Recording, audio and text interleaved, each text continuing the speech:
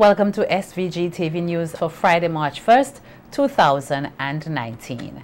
I am Jennifer Richardson with the details. The newly established Sexual Offences Unit of the SVG Police Force is said to be making some headway in combating this scourge. The unit, which was created in November last year, was designed to investigate sexual offences and has so far made several arrests following in-depth investigations. Head of the unit, located at the Kettles Station, Sergeant Desiree Days, said before the unit there were many challenges investigating sexual crimes, which resulted in minimal convictions. The unit was designed to investigate sexual offences, which are matters of serious natures. We have seen a number of these matters being dismissed, sometimes in the Supreme Court, because of poor investigations. So in the past, within the police force, we had single personnel investigating these matters. Like one female officer would do these investigations. And there wasn't any really standardized procedures when it comes to the preparation, the investigations itself, the preparation of the case file, the handling and collecting of the exhibits, and so on and so forth. So the commissioner saw it fit to formulate the unit so that the investigations could be done more speedily, more effectively, more efficiently. Station Sergeant Days, who has 20 years' experience in investigating sexual offences, said the unit brings together other professionals with similar expertise, and thus far they have been doing a good job with some investigative breakthroughs. We have been dealing with these offences for a lot of years, myself for almost 20 years. I have Sergeant Brown Williams.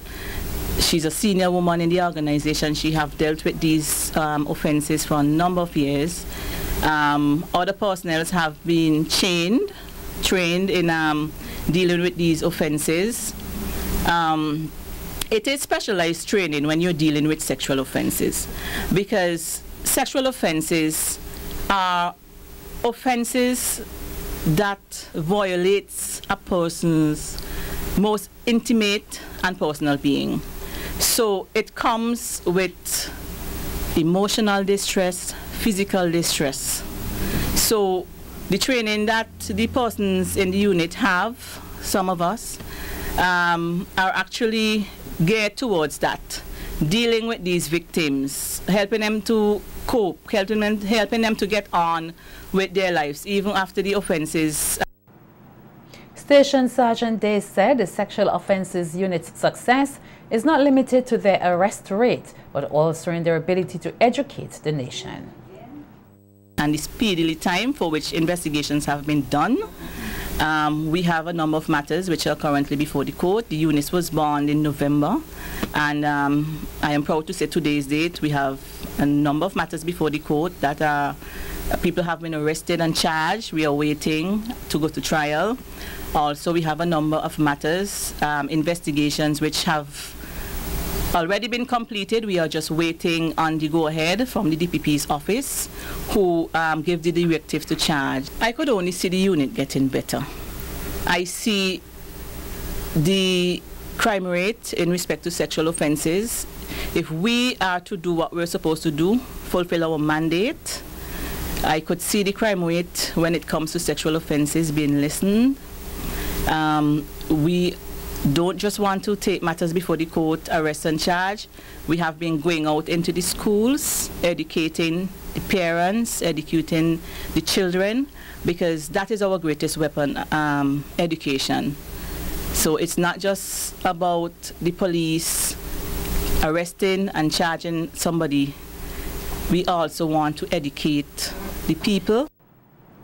The young man who was involved in an incident with a police officer outside the Russell Shopping Center on Wednesday went before the court today facing 2 charges: assaulting a police officer and resisting arrest.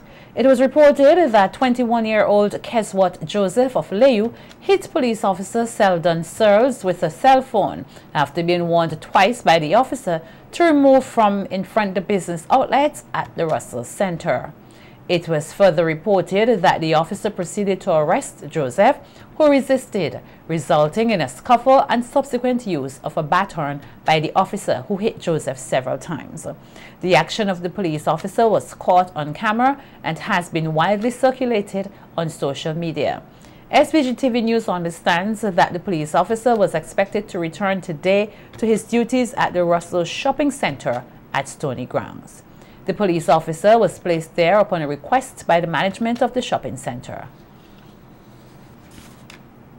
Several communities here have been identified by the Ministry of Transport and Works as needing urgent road repair to be undertaken by the Building, Roads and General Services, BRAXA. The work program is being carried out to the tune of 400,000 AC dollars, with 100 persons gaining temporary employment.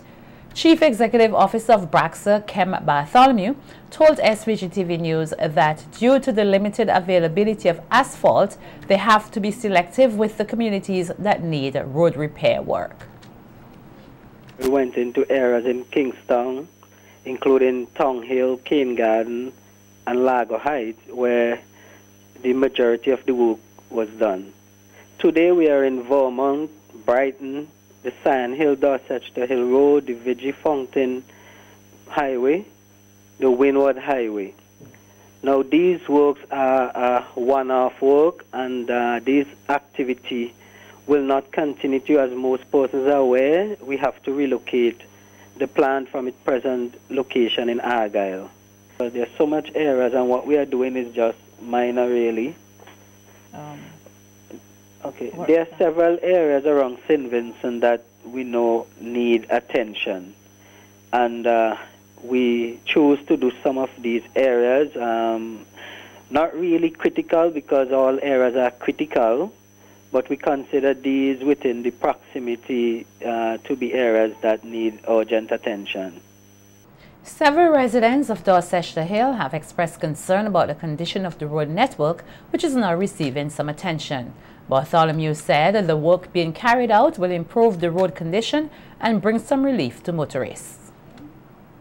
So presently, once these works are completed, there will be no further mixing of hot mix asphalt by BRAXA. However, we'll continue to do our road maintenance program using the grouting technique, the cold mix asphalt.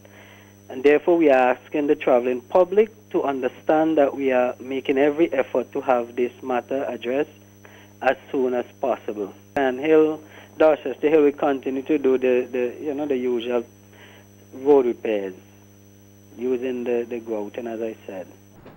This year, government budgeted to carry out extensive road repairs in several communities across SVG, as well as building new feeder roads.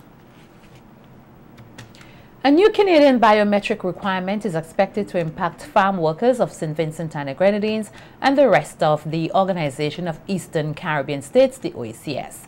The new biometric process involves both fingerprinting and photographing for the Canadian immigration system. This primarily entails the taking of biometric data as part of the requirements for a Canadian visa. In this new system, information is uploaded for each farm worker at the Labor Department office in SVG, then is sent to the embassy in Trinidad and Tobago for processing. The Ministry of Agriculture in the news release said, in order to make this process less expensive and tedious, Vincentian farm workers personnel from the Canadian government are expected to be in SVG on March 25th to gather metric data from farm workers. However, farmers who are scheduled to travel to Canada before March 8, 2019 will have their information uploaded on the system at the Department of Labor. An appointment will then be scheduled for a biometric interview in Trinidad and Tobago or Barbados. Our UWI, our music. This is the theme under which the UWI Open Campus SVG will host its first ever Broadway production and its first attempt of raising funds for scholarships for its students. Head of the UWI Open Campus SVG, Deborah Dalrymple, said the production was conceptualized last year during the celebratory activities for the 70th anniversary of the university. And we thought that for the 70 years of the university's existence, we could highlight a particular genre of music for each decade. That was the idea behind it. Since then, the Ministry of Culture has been collaborating with us, and it has become a much grander affair. And now we're going to have our music on March 30th, and at which point we are going to celebrate each decade, yes, but with far more than music. We're going to be having poetry and dance and every cultural activity you could possibly think of for each of those 7 decades. So even though it was 2018, we are still, our Vice Chancellor said, well, the academic year isn't done. So we're going to have it on the 30th of March. Dalrymple thanked the Ministry of Culture for collaborating with the Open Campus to stage the event and spoke of the scholarship fund that they are now hoping to start.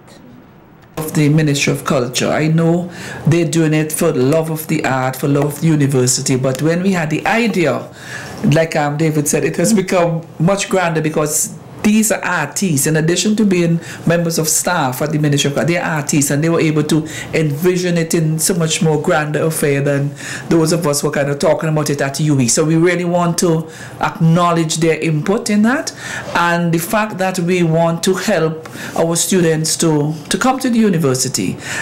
We do have some bursaries we're able to get from members of the corporate sector, but this would be something would be an open campus bursary, but it would also be commemorating the 70 years as well. So we are really inviting people to come. Not only are they making a donation to the fund for the students, but they are going to go away so enriched for understanding our cultural history.